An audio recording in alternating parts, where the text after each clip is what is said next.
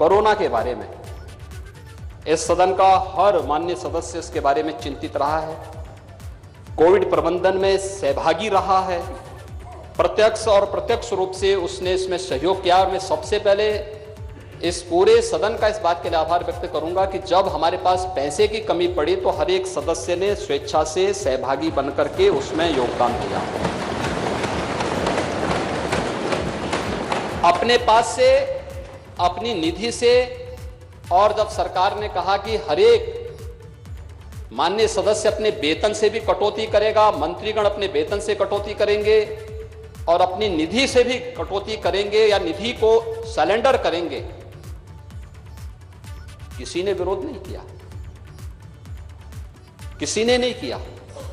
सब ने कहा कि प्रदेश को बचाना पहली प्राथमिकता होनी चाहिए। ये भाव है हमारा, हम अपने लिए नहीं जिएंगे, इस प्रदेश की 24 करोड़ जनता को बचाने के लिए हमें कार्य करना है। और कोविड प्रबंधन का कार्य वहां से प्रारंभ हुआ हमारा। आपने देखा होगा किसी चीज की कमी नहीं होने दी लोगों ने, किसी चीज की। आप देखेंगे पहला जब पेशेंट आया था उत्तर प्रदेश में मार्च प्रथम सप्ताह में, आगरा और गौतम बुद्ध नगर में, टेस्टिंग की क्षमता हमारे पास उस समय केवल 0 थी। हमने 70 जन दिल्ली मरीज को भेजा था। हमने फिर यहां पे टेस्टिंग की क्षमता बढ़ानी प्रारंभ की। पहली लैब हमारी केजीएमयू में प्रारंभ की 60 टेस्ट से, और 60 से हम बढ़ा करके उसको कहां तक लेके गए, 2 लाख प्रतिदिन करके लेके गए। 3 करोड़ से ज्यादा टेस्ट अब तक हम लोग कर चुके हैं। कोविड-19 के 3 करोड़ से अधिक टेस्ट अब तक संपन्न हो चुके हैं और ये देश के अंदर सर्वाधिक है, सबसे ज्यादा है। आज भी सबसे अधिक टेस्ट हम कर रहे हैं। 1.25 लाख से 1.5 लाख टेस्ट आज भी हमारी निरंतर चल रहे हैं। फोकस टेस्टिंग लगातार चल रहे हैं। एक प्रक्रिया कैसे कार्य होना है, अगर हमारे पास पैसा नहीं होता।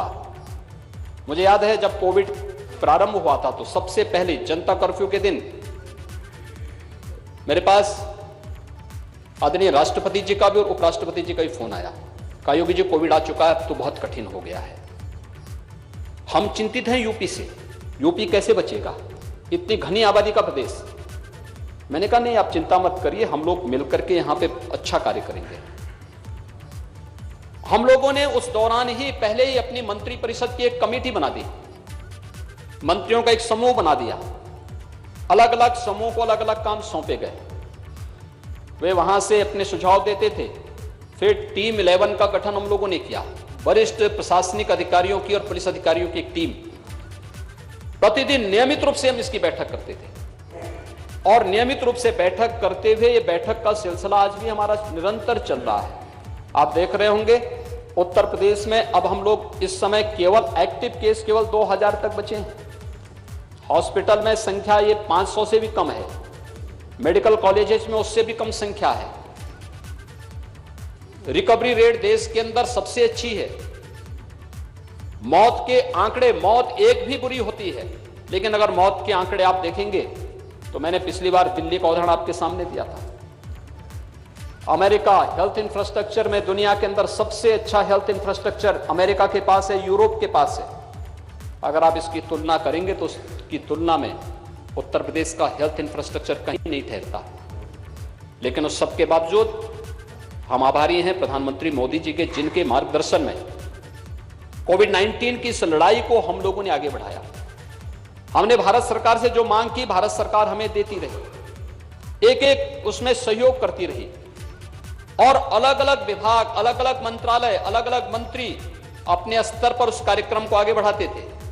प्रशासनिक अधिकारी अपने तरीके से कार्य करते थे।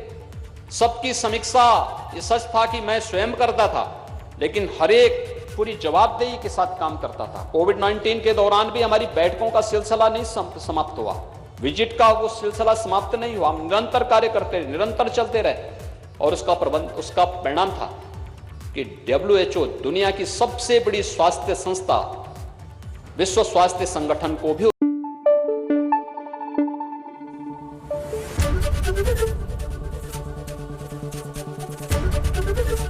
ABP गंगा, खबर आपकी, जुबान आपकी।